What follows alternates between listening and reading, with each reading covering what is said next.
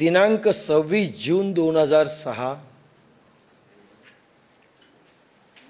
16-17 वर्ष झाले आपण ज्ञानेश्वरी घेत आहोत. काही वर्ष 12 वर्षपर्यंत कॅसेट झाल्या नाहीत. मग टेप रेकॉर्डर आणला, कॅसेट झाल्या ऑडिओ. 4-5 वर्ष त्या झाल्या. 700-800 कॅसेटच्या वर कॅसेट असतील. पण टेक्नॉलॉजी बदलली.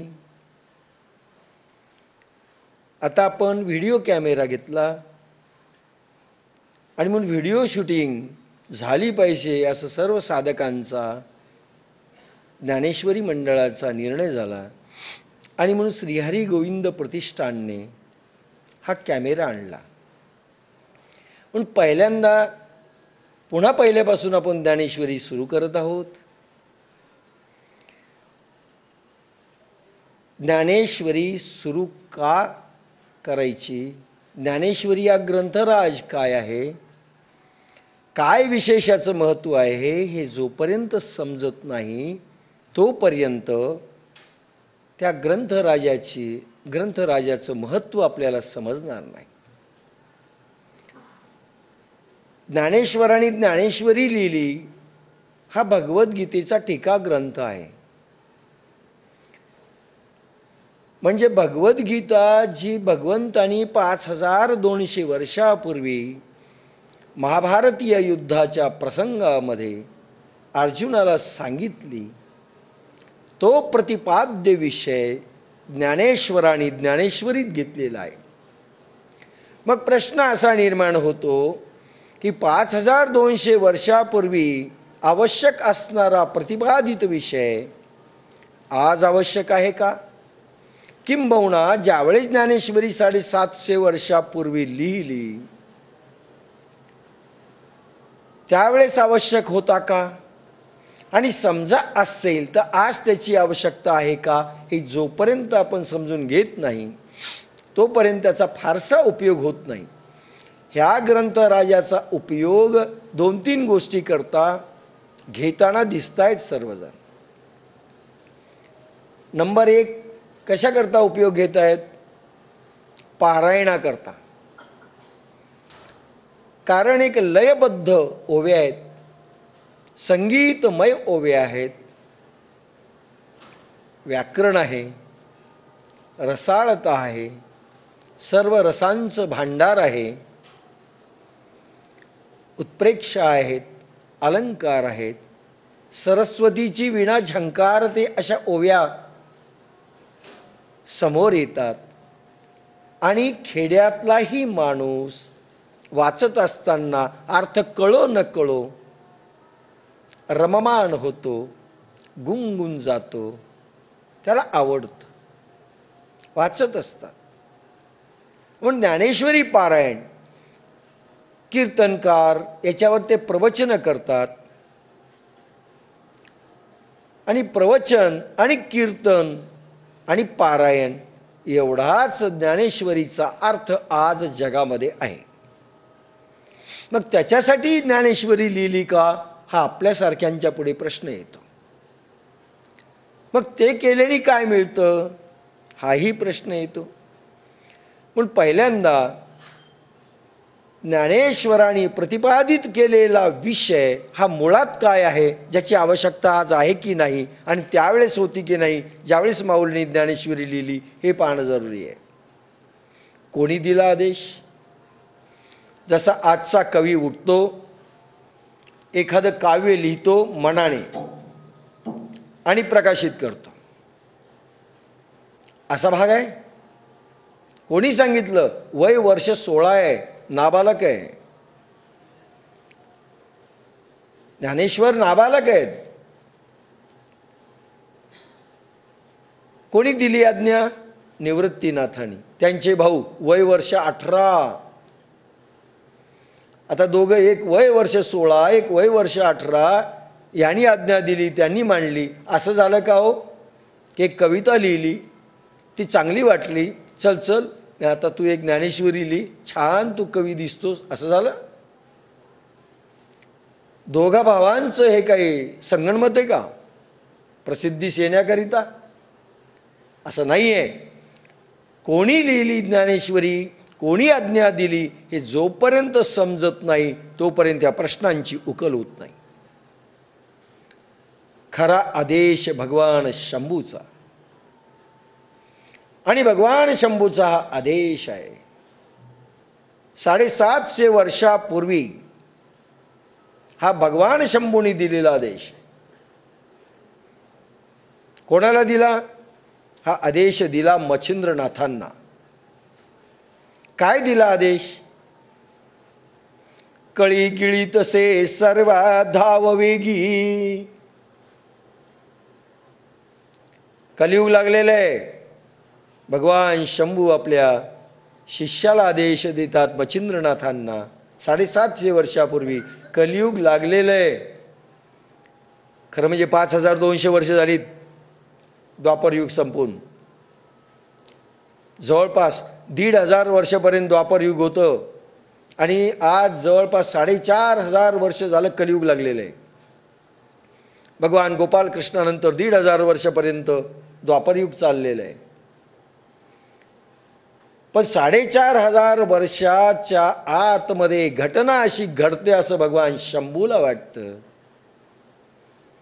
जी वैराग्यांची देवता आहे तिला असं वाटतं की जग बुडणार आहे. जग नव्हे, ब्रह्मांड. हा पृथ्वीचा गोळा नष्ट होणार आहे. कळी गिळी तसे सर्वा धाव वेगी. 18वा अध्याय पसायदानाच्या पूर्वीच्या ओव्या पहा, वाचून नाही दाखवत. भगवान शंभू म्हणतायत कलियुग लागलेलं आहे आणि इतक्या जोरात तो गिळतोय जगाला की जग नष्ट होईल की काय भीती वाटते. म्हणून मच्छिंद्रनाथा धाव, वेगाने धाव. वेगाने शब्द वापरला. झोपून नाही, कामधंदा करून नाही, म्हातारपणात नाही, जमलं तर नाही, जुळलं तर नाही. आपण जसे करतो, जमलं तर येऊत, जुळलं तर करूत, सध्या वेळ नाही. धाव वेगी, आणि हळूहळू धाव नाही. पहिल्या गिअरमध्ये कंकॉर्ड विमानाने धाव, इतक्या जोरात धाव. आता प्रश्न असा येतो, मच्छिंद्रनाथांनी कोणाला सांगितलं? त्यांनी स्वतः काही केलं नाही. त्यांनी आपल्या शिष्य गैनीनाथांना सांगितलं, कळी गिळी तसे सर्वा धाव वेगी. गैनीनाथांनी काय केलं? स्वतः त्यांचे शिष्य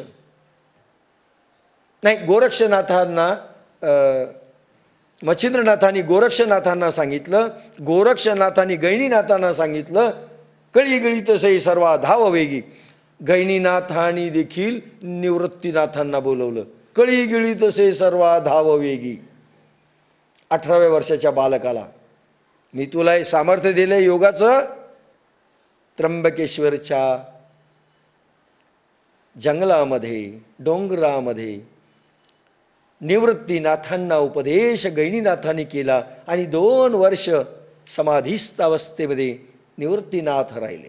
आणि त्यानंतर ते आज्ञा करतायत, कळी गिळी तसे सर्वा धाव वेगी. आता त्यांनी कोणाला द्यावं? सापडला 16व्या वर्षाचा बालक ज्ञानेश्वर. त्यांनी सांगितलं, कळी गिळी तसे सर्वा धाव वेगी, तू धाव. आणि ज्ञानेश्वर धावलेले आहेत. पा भगवान शंभू लाखो करोडो वर्षापूर्वींची देवता, आणि आदेश येतो 16व्या वर्षाच्या बालकाला आळंदीमध्ये, कळी गिळी तसे सर्वा धाव वेगी. आणि हा बालक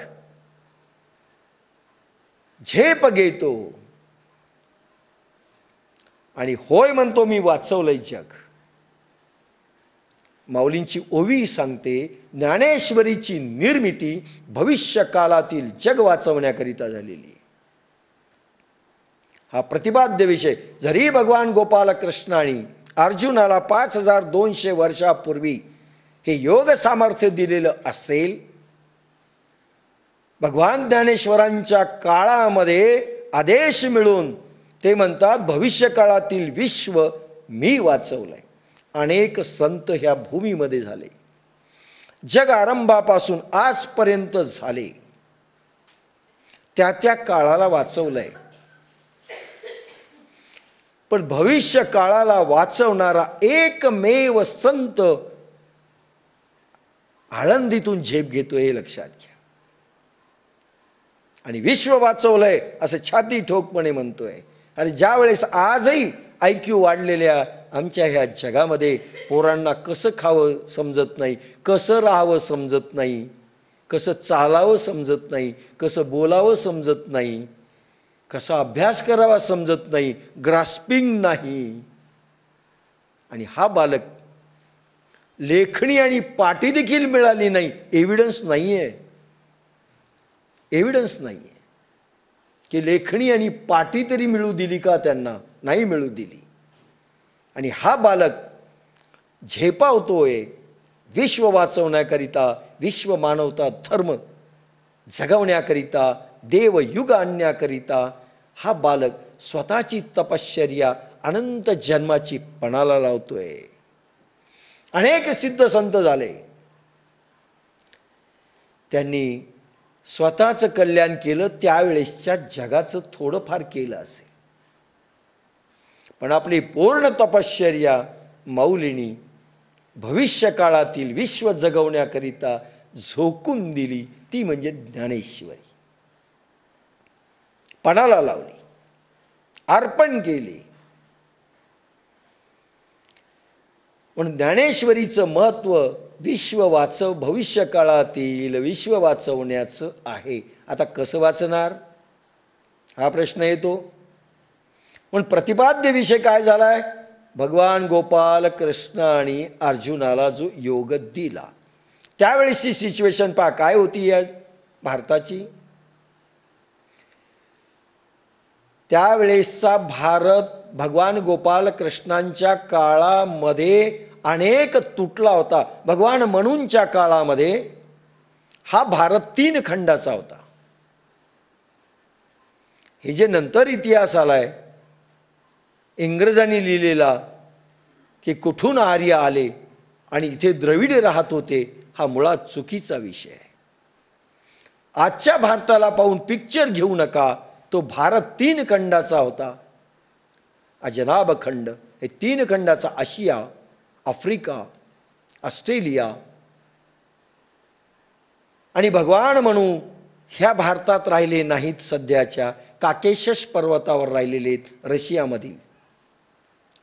रशियामधील काकेशस पर्वत, त्याच्यावर ते राहिलेली आहेत भगवान म्हणू. आणि इथे इलीनी राज्य केलंय. सूर्यवंशाचे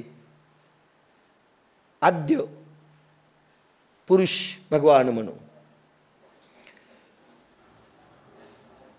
त्यांनी काय केलं, प्रतिपादित विषय त्यावेळेसचा जो भारत होता भगवान म्हणूंच्या काळातला, तो राहिलेला नाही. 1 नंबर 2, का तुकडे झाले या देशाचे, भगवान अर्जुनाला सांगतात, अर्जुना योग लोपला, योग सामर्थ्य लोपलं, दैवी सामर्थ्य लोपलं. कोणतं लोपलं ते सांगताना पुढे तो हळूहळू विषय येईल, पण सुरुवातीला एवढंच सांगून जातो, राजर्षी योग ह्या भूमीतून लोपला, असं भगवान कृष्ण अर्जुनाला सांगतायत. ज्ञानयोग आहे. भगवंताच्या काळामध्ये देखील भगवान व्यास होते ना, विदुर होते ना, भीष्माचार्य होते ना, ऋषीमुनी होते, पण ज्ञानयोगी होते, बुद्धियोगी होते, पण राजर्षी योगी नव्हते. भगवान म्हणून जी परंपरा सुरू केली राजर्षी योगाची, ती रामचंद्रांच्या पर्यंत आली, नंतरही आली. आणि भगवान गोपालकृष्णांच्या काळामध्ये ती परंपरा लुप्त झाली. स्वतः भगवान 3रे अध्याय सांगतात, ते आपण नंतर पाहू. 3रा अध्याय येईल त्यावेळेस. सांप्रते नेणते कोणी, ह्या योगाचा कोणी आज नाही, आणि मी तुला तो योग देतो जो भगवान म्हणून भगवान शंभूनी विष्णूला दिला, विष्णूनी सूर्याला दिला, सूर्यानी मनूला दिला आणि मनूनी आपल्या सगळ्या परंपरेतून दिला. आज कोणीही या योगाचा नाही. राजर्षी विद्या, राजर्षी योग राज्यकर्त्यांना आवश्यक आहे की ज्यामुळं अनुकूलता प्रगट होईल, देवयुग येऊ शकतं. राजे लोक सामर्थ्यवान पाहिजे असतात, दैवी शक्ती संपन्न पाहिजे असतात, ज्ञानयोगी असून चालत नाही, राजर्षी योगी पाहिजे असतात. आणि ही राजर्षी परंपरा, जसे भगवान आपले जनक होते, जैनांचे ऋषभदेव होते, हे सगळे राजर्षी आहेत. आणि ही राजर्षी योग परंपरा त्यावेळेसचा भारत सुजलाम सुफलाम सोने की चिडिया होता. आणि भगवान गोपालकृष्णांनी दिल्यानंतर 1500 वर्षापर्यंत ही परंपरा चालली. अर्जुनाच्या निमित्ताने अनेक जग जिंकून घेण्यात आलं, पण 1500 वर्षानंतर पुन्हा राहिलेली नाही. म्हणून 4500 वर्ष राजर्षी योगधारी कोणी नाही, म्हणून माऊलींचा अवतार आहे. माऊलींचा अवतार त्याच्याकरता झालेला आहे. म्हणून 16व्या वर्षात ज्ञानेश्वरी लिहिली, 21व्या वर्षात निघून गेले. अवतार कार्य फक्त ज्ञानेश्वरी ठेवणे एवढाच होता, लिहिणे. कीर्तन केले नाहीत, प्रवचन केले नाहीत, भनभन करीत फिरले नाहीत, कुठेही नाही. आणि म्हणतात, होय मी वाचवलंय साचची सद्गुरुनाथे, निमित्त करुणी माते, सबंध व्याजे जगाते रक्षिले जाणा. माऊली म्हणतात साचची, मी सत्य बोलतोय म्हणतात. बस सत्य मी बोलतोय एवढं सफिशियंट आहे ज्ञानेश्वर सारख्यांना. आणि ते सत्यच आहे, कारण ते खोटे बोलण्यास आपल्यासारखे प्रसिद्ध नव्हते. साचची सद्गुरुनाथे, माझ्या सद्गुरुनाथांनी म्हणजे निवृत्तीनाथांनी मला कृपा केली. निमित्त करुणी माते, मला निमित्त केलं. सबंध व्याजे जगाते रक्षिले जाणा, सबंध जगाचं रक्षण केलंय. आता ज्ञानेश्वरी भविष्य कालात रक्षण करणारी असेल तर 3 गोष्टी समोर येतात. नंबर 1, जग खरंच बुडणार आहे का. नंबर 2, केव्हा बुडणार आहे. आणि नंबर 3, रक्षण कसं होणार आहे. जग बुडणार आहे का. आजचा काळ पाहिला, ज्ञानेश्वरांच्या काळात जग बुडेल असं नव्हतं. आत्ताचा काळ जग बुडेल, आपण केव्हाही बुडू शकतो हे प्रत्येक जणाला माहिती आहे. सायंटिस्ट परेशान आहेत. भूकंपही आपल्याला संपवू शकतो आणि महायुद्धही तिसरं आपल्याला संपवू शकतं.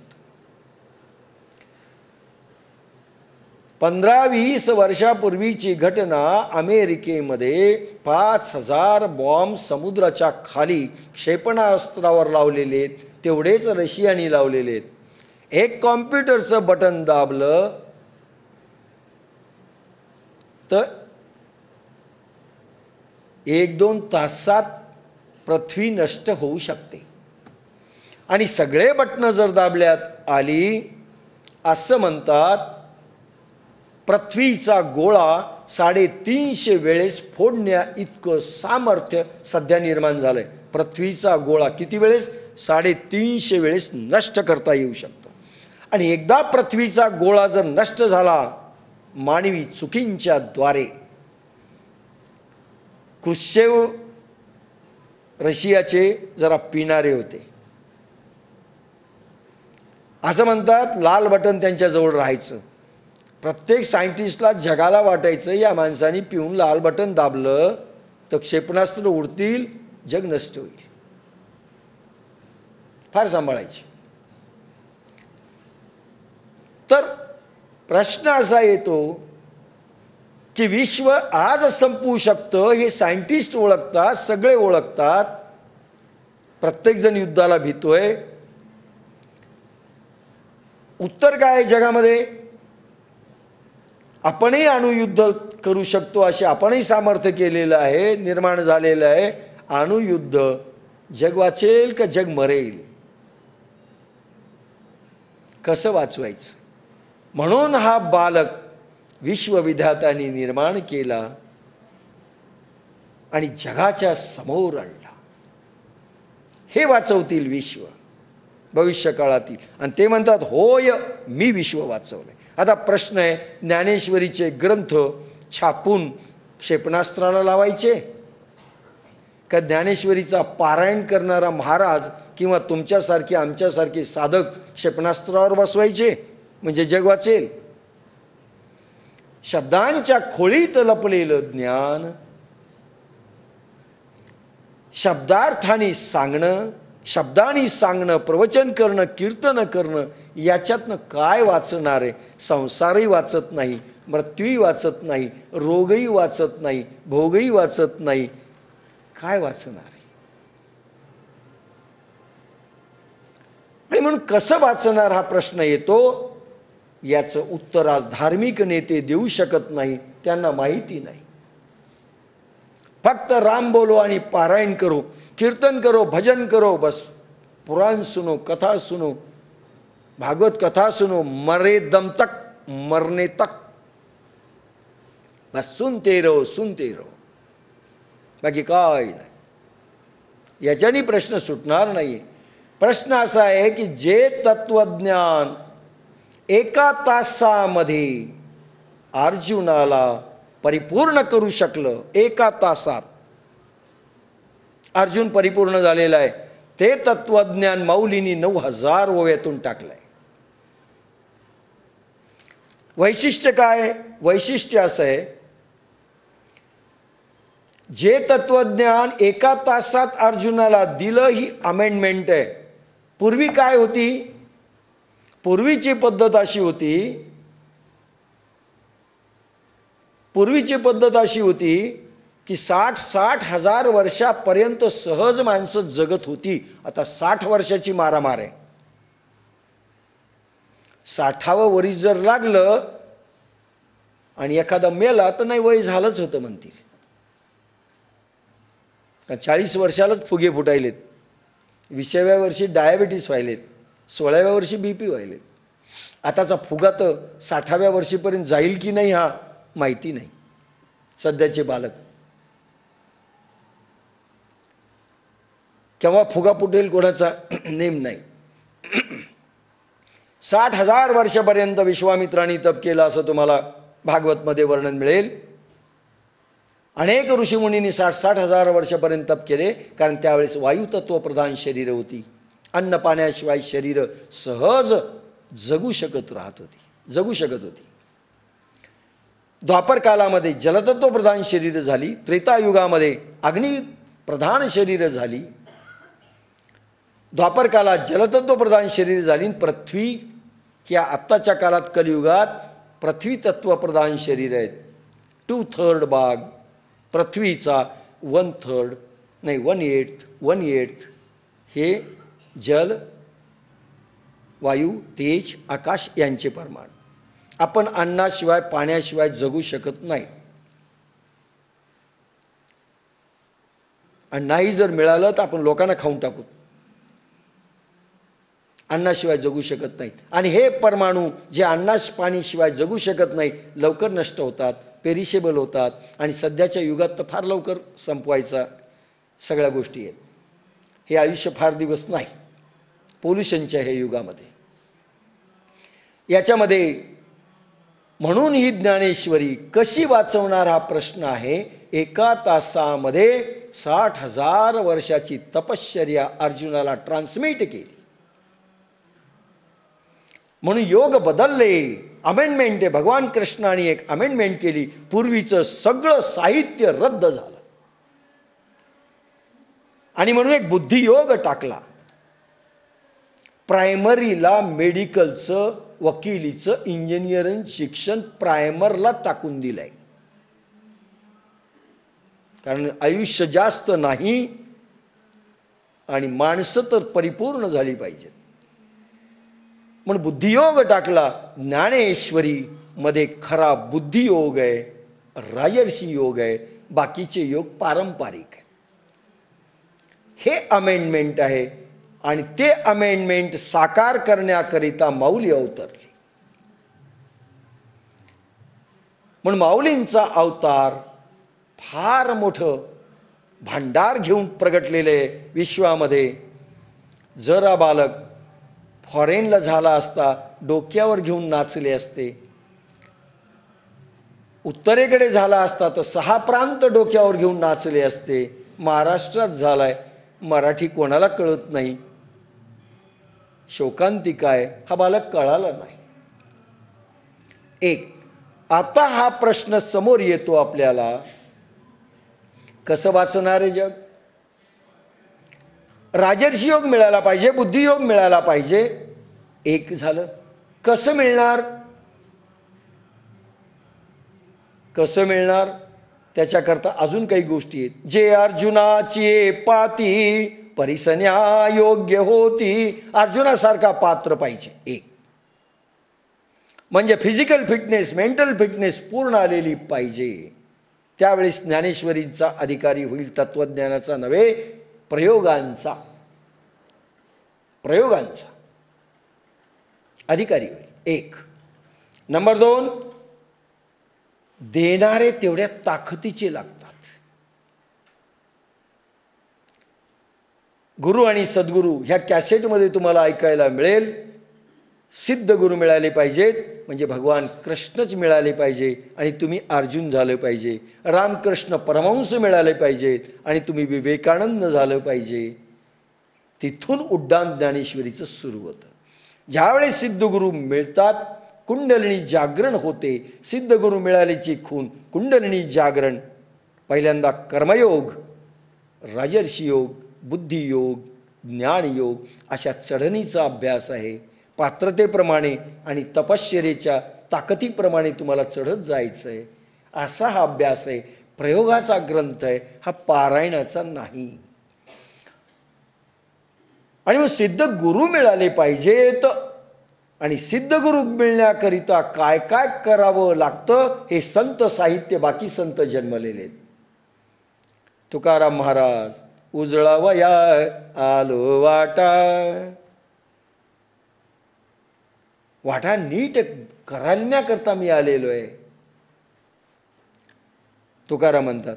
बाकीचे संत त्याच्यासाठी जन्मलेले आहेत की सिद्ध गुरु पर्यंत पात्रतेच्या वाटा काय असतात हे बाकीचे संत सांगतील, बाकीचे ग्रंथ सांगतील, बाकीचे योग सांगतील, यज्ञयाग सांगतील. पण सिद्ध गुरु मिळाल्यानंतर फक्त ज्ञानेश्वरांकडेच वळावं लागेल, ज्ञानेश्वरीकडे वळावं लागेल. भलेही तुम्ही वैदिक धर्माचे असोत, भलेही तुम्ही जैन धर्माचे असोत, भलेही तुम्ही बौद्ध धर्माचे असोत, भलेही तुम्ही ख्रिश्चन धर्माचे असोत, भलेही तुम्ही मुसलमान, यहुदी, पारशी कुठल्याही धर्माचे असोत, सगळ्यांना ज्ञानेश्वरीत लिहिलेलं तत्वज्ञानच अनुभवाला घ्यावं लागेल. भलेही नाव नका वापरू, काही नका वापरू, अनुभव मात्र तेच येतील जे अनुभव वेगळे असू शकत नाहीत. कुंडलिनी जागरणानंतरचे अनुभव सर्व संतांचे सारखे आहेत, सर्व संतांचे सारखे आहेत. पण कुंडलिनी जागरण झालं मग महावीर आणि ज्ञानेश्वर मध्ये फरक नाही, शुकाचार्य आणि बुद्धामध्ये फरक नाही, सारखे असतील. आता हा ग्रंथ राज लिहिला माऊलींनी, अर्पण केला आणि निवृत्तीनाथांना पसायदान मागून घेतलं. म्हणजे पर्यायाने भगवान शंभूला मागून घेतलं. आणि पसायदान मी सांगणार नाही, पण पसायदानामध्ये एकच गोष्ट मागितली, 3-4 गोष्टी महत्त्वाच्या मागितल्या. नंबर 1, सिद्ध गुरु मिळण्याकरिता ज्या वाटा दाखवण्याच्या असतील त्या नीट वैज्ञानिक रीतीने कळाव्यात. नंबर 2, त्या सत्कर्मांकडे रती साधकांची, भक्तांची वाढावी, त्यांना त्या वाटा मिळाव्यात, वाटा दिसाव्यात, प्रयोग व्हावेत, ते पात्र व्हावेत. ईश्वरनिष्ठांची मांदियाळी ही भेटली पाहिजे असं म्हटलंय. सिद्ध पुरुष चला कल्पतरूंचे अरव, चेतना चिंतामणीचे गाव, बोलती जे अर्णव पियुषांचे, चंद्रमे जे आलांछन, मार्तंड जे तापहीन. काय एक एक ओव्या आहेत. सूर्यासारखे तेजस्वी चेतन भांडार ज्यांच्याकडे असतील असे, कल्पवृक्षासारखे, कामधेनू सारखे सिद्धी भांडार ज्यांच्याकडे आहेत ते, ह्या भक्तांना भेटो. ईश्वरनिष्ठांची मांदियाळी भेटो तया भूता. आणि निवृत्तीनाथांनी होईल म्हणून आशीर्वाद दिला, म्हणजे भगवान शंभूनी तो आशीर्वाद दिलेला आहे. ह्या भूतलावर देवयुग येईल ही गॅरंटी झाली पसायदानामुळे. आणि माऊलीने सगळं आपलं सामर्थ्य पसायदान मागण्यात ओतलेलं आहे. कोणी एवढं ओतलं नाही जे माऊलीने ओतलंय. म्हणून माऊली सिलेक्ट झाल्या गेली, म्हणून माऊलीला सिलेक्ट केलंय. विश्व वाचवण्याकरता पूर्ण सामर्थ्य पणाला ज्याने लावलंय आणि मागून घेतलंय दैवी शक्तीकडून पसायदान. हे होईल म्हणून ज्ञानेश्वरीचं एक्झिक्युशन होईल होईल होईल. आणि तो काळ आता आहे, कारण भीती आता वाटते. आता पहिल्यांदा माऊली तत्वज्ञान सांगताना शब्दांमधून निघते, त्यावेळी छोट्या देवाला भजलेलं नाहीये. इथून ज्ञानेश्वरी सुरुवात होते. माऊलींचा देव हा मोठा आहे, आपला देव फार छोटा आहे. आपला देव साधं काम असलं तर घरच्या देवाच्या समोर जातो, देवा हे दे. थोडं मोठं असलं की मंदिरातल्या देवाकडे जातो, कारण छोटा देव आहे हा, काय माहीत देतो की नाही. मोठा देव थोडासा बालाजी वगैरे काय श्रीरामाचं मंदिर, कृष्णाचं मंदिर गावात असेल त्या तिथे जातो. आणि वाटतं की नाही नाही हा जरा बरोबर नाही आहे देव, मग तिरुपतीला डायरेक्ट जातो आपण. हा गोपालकृष्ण देईल की नाही, द्वारकेला डायरेक्ट जाऊ, तिथे जातात. अविश्वास घेऊन आम्ही देव धुंडतो. मोठा देव छोटा देव त्याच्यामध्ये आम्ही डिफरन्शिएट करतो. माऊलीनी कुठलाच छोटा देव मंदिरातला नाही, छोटा देव नाही माऊलींचा. कारण माऊलीला विश्व वाचवायचं. त्याचं कारण काय? पृथ्वी वाचवायची का? नो. पृथ्वीचा गोळा समजा फुटला, दुष्ट माणसांच्या, दुष्ट प्रवृत्तीच्या माणसांच्या एखाद्या लहरीमुळे जर फुटला तर विश्व ब्रह्मांड संपणार आहे. कारण एक पृथ्वीचा गोळा फुटला तर सगळ्या ब्रह्मांडांमध्ये धिंगाणा होणार आहे. आणि ही चिंता भगवान शंभूला आहे की इतकी पॉवर यांच्यामध्ये आलेली आहे, म्हणून यांची मती बदलली पाहिजे. तया सत्कर्मी रती वाढो, ही मती बदलली पाहिजे. माणसांचं ट्रान्सफॉर्मेशन झालं पाहिजे. रावण राम बनला पाहिजे तर हे शक्य.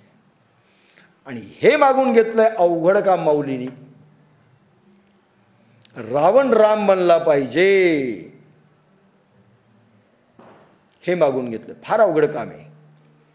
नाही तर हे रावण संपून टाकतील की. एक रावणनं इतकं धिंगाणा केला, आता तर जागोजागी रावण आहेत. बटनच दाबायचं काम आहे. हे सगळे बदलले पाहिजेत. म्हणून ज्ञानेश्वरी आहे. म्हणून याचा देव भगवान शंभू ह्या ब्रह्मांडाचे जिथं फेल होतात. एकदा भगवान शंभू जर तपश्चर्येला बसले तर आपले 37 लाख वर्ष तपश्चर्यातून ते उठत नाहीत. ते भगवान शंभू जिथं फेल होतात, ज्ञानेशांना आदेश देतात. ज्ञानेश्वरांची किंमत काय याची किंमत तुकारामांनी सांगितली. ज्ञानियांचा राजा गुरु महाराव, म्हणती ज्ञान देव तुम्हाईसे. अभंगाचं निरूपण केलेलं मी आता करणार नाही. मज पामरासी काय थोरपण, पायाची वाहन पायी बरी. ज्ञानेश्वरांची तुलना कराल तर तुकाराम म्हणतात पायाची वाहन पायी बरी. ब्रह्मादिक जासी इथे खोस आहे, घाली ओळंगणे इतर तुलने काय अथी. अरे ब्रह्मादिकांनी ओवाळणी करावी, आरती करावी, असे ज्ञानेश्वर आहेत. म्हणून इथे भगवान म्हणजे खोटं लिहिलेलं नाही तुकारामाने, कारण भगवान शंभू फेल झालेले आहेत. कारण विश्व ब्रह्मांडाचा प्रश्न आहे, अनेक विश्वांचा प्रश्न आहे. आणि म्हणून माऊली ज्याने विश्व निर्माण केलंय, करोडो ब्रह्मांड निर्माण केलंय, त्या देवाला साकडं माऊली पहिल्यांदा घालतायत. ओम नमो जी आद्या, पहिली ओवी. वेद प्रतिपाद्या जय जय ससंवेद्या आत्मरूपा. ओम नमो जी आद्या. काय कॉन्फिडन्स आहे, बसायला लिहिलंय, बसलेत विश्व वाचवण्याकरिता, आज्ञा आहे. लेखणी पाठी मिळाली की मी शिकलो की शिकलो नाही, काय केलं काही नाही आहे समोर विचार. कॉन्फिडन्सने बसलेले आहेत. आपण कोणाला माहीत, आलो तुमच्या योगात पण जमेल का हो, रडा.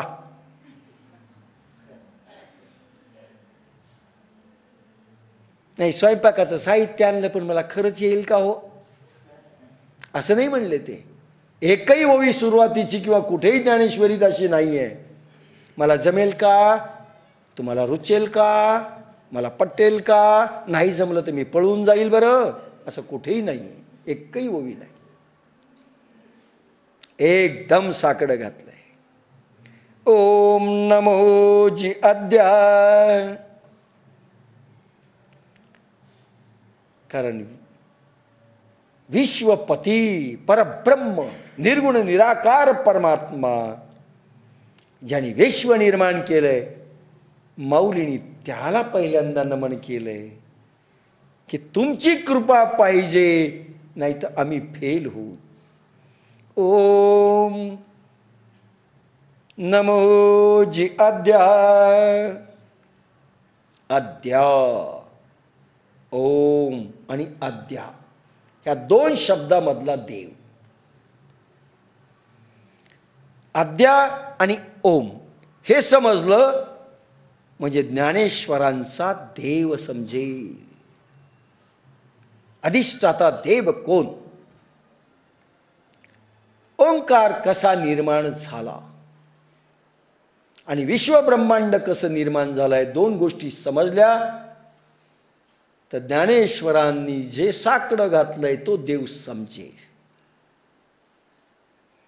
अगोदर पाहू विश्व कसं निर्माण झालं, त्याच्याही पेक्षा सध्या विश्व काय आहे हे पहिल्यांदा पाहू.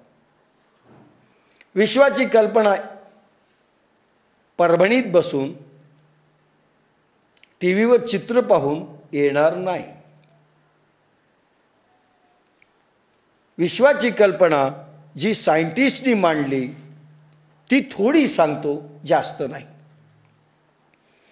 पृथ्वीपेक्षा सूर्य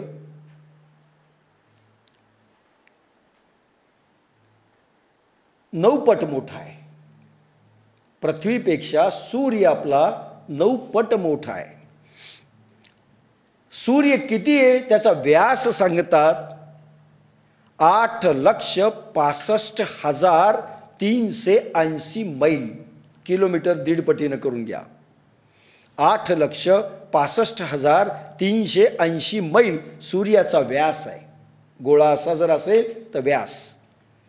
परिघ सूर्याचं डायमीटर 27 लाख मैल, मैलामध्ये गणित आहे. 27 लाख मैल. अनुमानित भार म्हणजे वजन, अंदाजे वजन तराजू कोणता वापराल ते मला नाही माहीत. 19,68,00,000 महाशंख टन सूर्याचं अंदाजे वजन किती? 19,68,00,000 महाशंख टन. लिहायला देखील महाशंख आहे आपला. हा आकडा जर लिहायचा असला ना तर महाशंख करावा लागेल. तर महाशंख टन अजून कठीण आहे. सायंटिस्ट म्हणतात तो आपल्या धुरीवर 25 दिवस म्हणजे स्वतःभोवती जो सूर्य फिरतोय ना एक गोल चक्कर मारायला 25 दिवस 7 घंटे 48 मिनिट लागतात. स्वतःच्या भोवती एक चक्कर. त्याच्या वरच्या पृष्ठभागावर ते 600 डिग्री सेंटीग्रेड तापमान आहे. पण मध्यगर्भामध्ये 1,50,00,000 डिग्री सेंटीग्रेड तापमान आहे. जळतोय सूर्य. 1,50,00,000 सेंटीग्रेड तापमान आणि वरच्या पृष्ठभागावर फक्त 600. लक्षात घ्या, अजून जळतोय तरी मरणार नाही. सूर्य आपला म्हातारा झाला म्हणतात बरं का. ह्या ब्रह्मांडाचा सूर्य म्हातारा झालाय, पण सायंटिस्ट म्हणतात 4.5 लाख वर्ष लागणार आहेत त्याला मरायला. म्हातारा सूर्य. विश्वाचं गणितच विचित्र आहे. आणि बरोबर कलियुग 5 लाखाला संपायला 5 लाख वर्ष राहिलेत. म्हणजे पहा कसं गणित जुळत आहे. सूर्याचं अंतर किती आहे असं म्हणतात. आता पोखरणांचा आपल्या राजेंद्र पोखरणाचा हॉल आहे, संगीता पोखरणांचा हॉल आहे, नावं आली पाहिजे ना.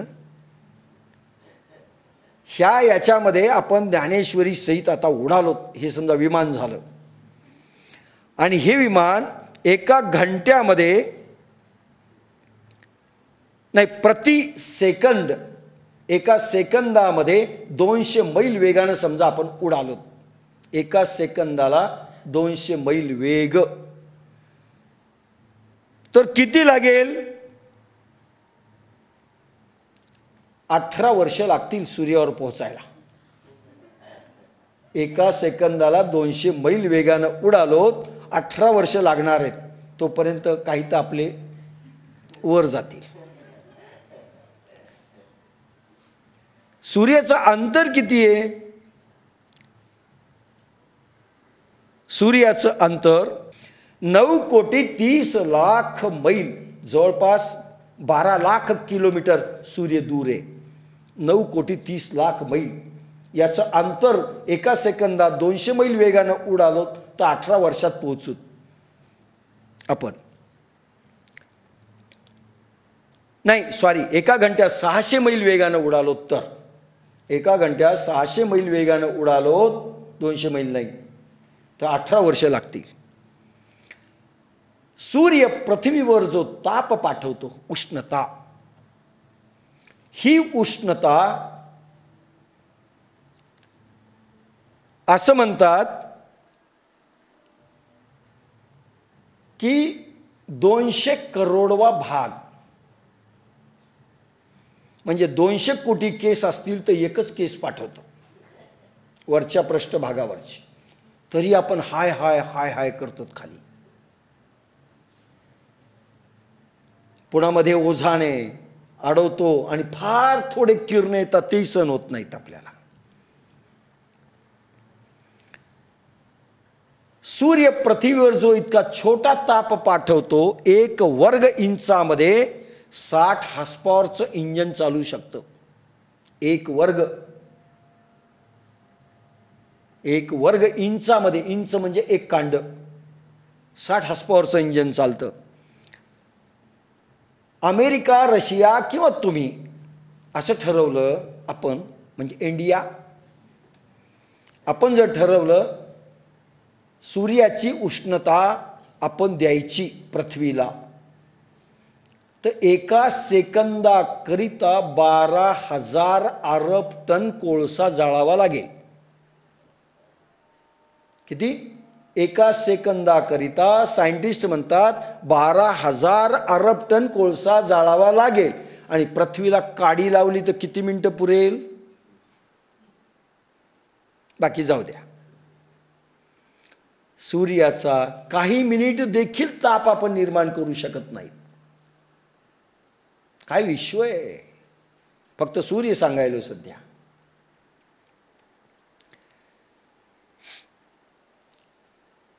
एक वर्ग इंच उष्णता निर्माण करायला 3 लाख मेणबत्त्या जाळाव्या लागतील एका सेकंदाला.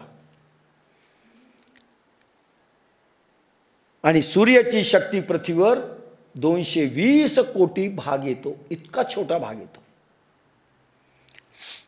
सायंटिस्ट म्हणतात, काही जण म्हणतात, हा सूर्य, ही सूर्यमाला, हा सूर्य हे ब्रह्मांड घेऊन उडायला आहे. ग्रह, नक्षत्र, तारे सगळं काही आहे. आणि एका महाध्रुवाची परिक्रमा करायला म्हणले. आणि त्याच्याबरोबर त्याच्या प्रवासात असंख्य अशी ब्रह्मांड आहेत जी महाध्रुवाची परिक्रमा करायलेत.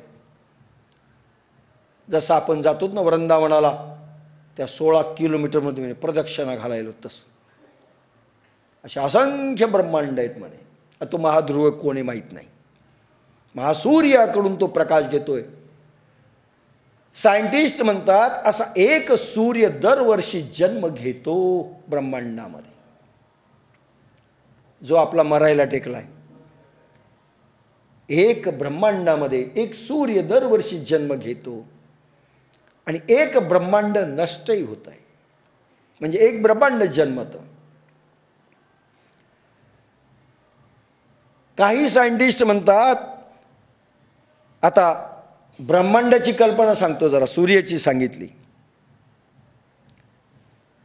तारे, काही म्हणतात आपल्या ब्रह्मांडात 10 अरब असले पाहिजेत, काही म्हणतात 10 कोटी असल्या पाहिजेत. नक्की काहीच नाही गणित ताऱ्यांचं. 10 कोटीच्या कमी नाही, अरबो अरबो असतील असं आपण कल्पना करू.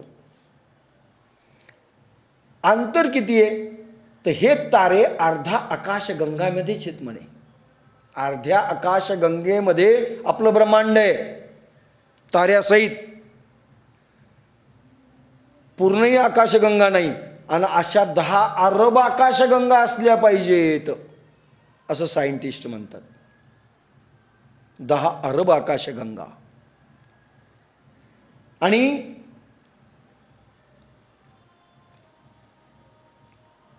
तारा किती? एक जवळचा सर्वात ज्येष्ठा नावाचा तारा आहे. ज्येष्ठा हा तारा इतका छोटा आहे, 3 कोटी सूर्य चेंडू सारखे बसतात. आता पृथ्वी किती बसेल मला गणित येत नाही. म्हणजे 109 पट मोठा असणारा सूर्य एका ज्येष्ठा नावाच्या ताऱ्यामध्ये 3 कोटी बसू शकतात सूर्य. आणि हा सगळ्यात छोटा तारा आहे. अँड्रोनिका, निहारिका पुन्हा मोठा तारा आहे. त्याच्याही पेक्षा मोठे तारे आहेत. पहा काय विश्वरचना आहे. ती एका ब्रह्मांडाचं सांगायलो. ज्येष्ठा नावाचा तारा किती अंतर आहे आपल्यापासून? सूर्याचं माहीत पडलं तुम्हाला की 13,000 किलोमीटर असा अंदाजा धरू. 12,000 13,000 किलोमीटर. ज्येष्ठ नावाचं ताऱ्याचं प्रकाश वर्षात गणित केलं सायंटिस्टनी. ते कसं सांगतो? 1 इंच नाही, 1 सेकंद म्हणजे प्रकाशाचा वेग किती? 1,86,000 मैल. 1 सेकंद म्हणजे 1,86,000 अरब मैल. तर 1 वर्ष म्हणजे किती? आता कॉम्प्युटरवर जावं लागेल. 1 सेकंद म्हणजे 1,86,000 मैल. 1 वर्ष म्हणजे 58 खरब 80 अरब मैल. आता 1 वर्ष म्हणजे 58 खरब 80 अरब मैल, असे 8000 प्रकाश वर्ष दूर आहे. म्हणजे 8000 गुणिले 58 खरब 80 अरब मैल. माझं गणित कच्चं आहे, तुम्ही करून घ्या. हा ज्येष्ठा नावाचा तारा इतका दूर आहे. अँड्रोनिका निहारिका 8 लाख प्रकाश वर्ष दूर आहे. हा 8000 आहे, तो 8 लाख प्रकाश वर्ष दूर आहे. आता तो 200 कोटी वर्ष दूर असणारे तारे शोधण्यात आले. म्हणजे आता जो प्रकाश त्या ताऱ्याचा येतोय 200 कोटी वर्ष प्रकाश वर्ष, आत्ता तिथे ती स्थिती नाहीये जी सध्या इथे दिसते. तिथे काही वेगळंच आहे. हे ताऱ्यांचे गणित आहेत. आता सायंटिस्ट म्हणतात हा जो स्वर्ग आहे ना, स्वर्ग, आता एक शोध लागलाय त्यांना, एक तारासारखं एक पुंज दिसायला. बहुतेक म्हणले हाच स्वर्ग आहे, पण त्याच्यावर अजून कोणीच जाऊ शकत नाही, इतकं अंतर आहे म्हणे त्याचं, असं सायंटिस्ट म्हणायला लागलेत. स्वर्गाचाही पता लागणं, बहुतेक तोच असावा म्हणले स्वर्ग.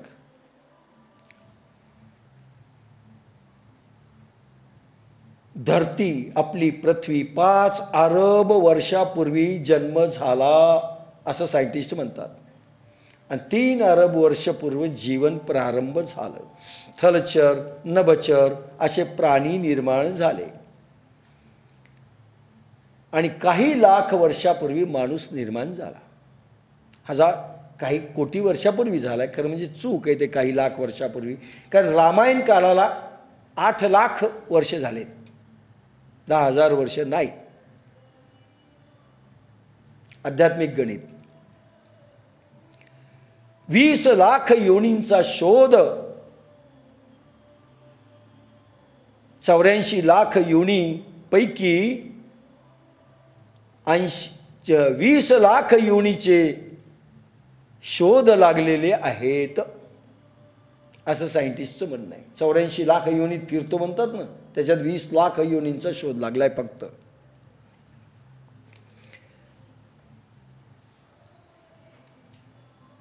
अशा आकाशगंगा आपापल्या ब्रह्मांडाला घेऊन देखील उडायल्यात म्हणले. त्याला स्पायरल म्हणतात, स्पायरल आकाश. एका सेकंदाला लाखो मैल वेगानं ब्रह्मांड उडतंय, हजारो मैल उडतंय, असेही शोध आहेत. बाकीचं आता बोलत नाही. बुध गुरु सगळ्यांचे गणित आहेत. फक्त साधं सांगितलंय, खूप मोठे गणित आहेत ते, आपल्याला गरज नाही, चक्कर येईल, डोक्यात बसणार नाही, फिटिंगच होणार नाही.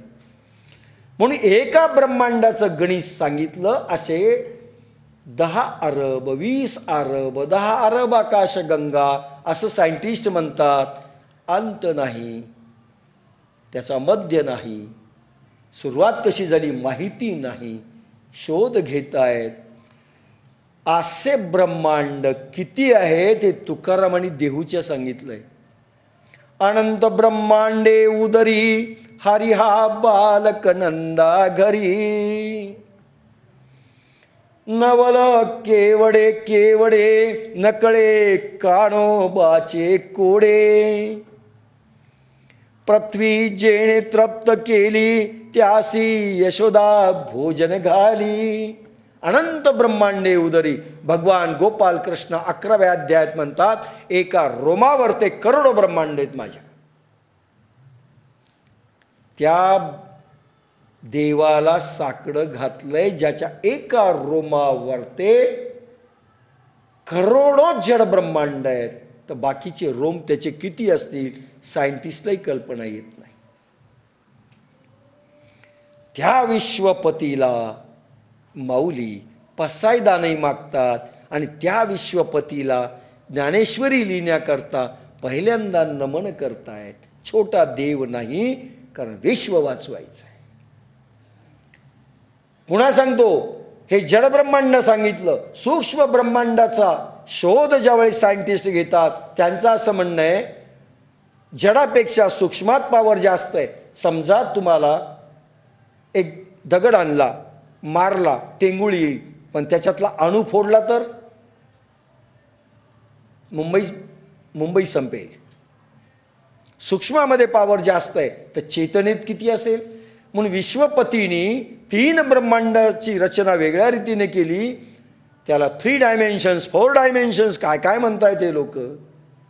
जड ब्रह्मांड, सूक्ष्म ब्रह्मांड आणि चेतन ब्रह्मांड. सूक्ष्म ब्रह्मांडामध्ये असं म्हणतात, थोडं जरी पृथ्वी हटली आपल्या जागेवरनं तर ब्लॅक होल आहेत म्हणतात. काळं विवर, कृष्ण विवर, की ज्याच्यामध्ये गेले की ते जड ब्रह्मांड नष्ट होऊ शकतं. एका झटक्यात नष्ट होईल, एका झटक्यात. तर चेतनेमध्ये किती असेल. आणि चेतन ब्रह्मांड म्हणजे प्रत्येक ब्रह्मांडाला ब्रह्मा विष्णू महेश यांची निर्मिती केली. म्हणजे अनंत ब्रह्मांडामध्ये ब्रह्मा विष्णू महेश वेगळे आहेत. आज कुठेतरी एखाद्या ब्रह्मांडात मत्स्य अवतार असेल, एखाद्या ब्रह्मांडात कूर्म अवतार असेल, एखाद्या ब्रह्मांडात वामन अवतार असेल. आज एखाद्या ब्रह्मांडात भगवान कृष्ण गोपाल कृष्ण गीता सांगत असतील, एखादा ब्रह्मांड नष्ट होत असेल. अशी रचना आहे ह्या ब्रह्मांडाची, अनंत ब्रह्मांड. त्याचा शोध घेण्याकरिता निघालेले आहेत, पण माऊलींनी आधीच शोध घेऊन त्यांना नमस्कार केलाय. तो परमात्मा ज्याने चेतन ब्रह्मांड निर्माण केलं, करोडो ब्रह्मा विष्णू महेशांची निर्मिती केली. एक उदाहरण सांगतो म्हणजे तुमच्या लक्षात येईल. भगवान गोपाल कृष्णांचा अवतार डायरेक्ट अच्युत आहेत. ते डायरेक्ट त्या परब्रह्माने अवतार घेतलेला आहे. म्हणून ब्रह्मदेव जे की या ब्रह्मांडाचे वेडे झालेले आहेत. एकदा आपले ब्रह्मदेव गेले, द्वारकेमध्ये भगवान गोपाल कृष्ण होते. दरवाजा ठोठावला, द्वारपालांनी दरवाजा उघडला. कोण तुम्ही सांगा म्हणले. ब्रह्मदेव आलेले आहेत. गोपालकृष्णांना निरोप गेला मध्ये अंतपुरात की ब्रह्मदेव आलेत. कृष्णाने निरोप पाठवला, विचारा कोणत्या ब्रह्मांडाचे आलेत. यांना राग आला थोडा. कोणत्या ब्रह्मांडाचे विचारायलेत. ठीक आहे म्हणले. त्यांना म्हणा ह्याच ब्रह्मांडाचे आहेत. किती तोंडाचे आहेत म्हणले. असं विचारलं. ते म्हणले 4 तोंडाचे आहेत. बोलवा म्हणले आत, ॲडमिशन.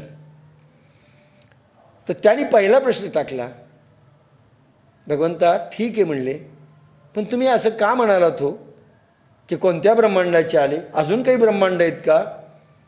अरे म्हणले तुम्ही 4 तोंडाचे आहेत म्हणून मी तोंड विचारले. 1000 तोंडाचे ब्रह्मदेव आहेत. जितकं ब्रह्मांड मोठं तितका ब्रह्मदेव मोठा. आपलं ब्रह्मांड फक्त 4 तोंडाच्या ब्रह्मदेवाचं आहे. 1000 तोंडाच्याही ब्रह्मदेवाचं एखादं ब्रह्मांड असू शकतं. हे भागवत कथेमध्ये आलेलं वर्णन आहे.